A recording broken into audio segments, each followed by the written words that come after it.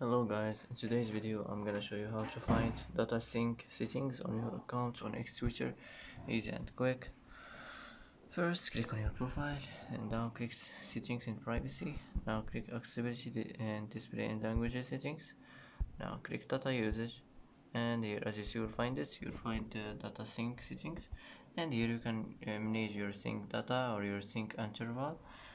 And that's it for today. That's how to find data settings, easy and quick, and that's it.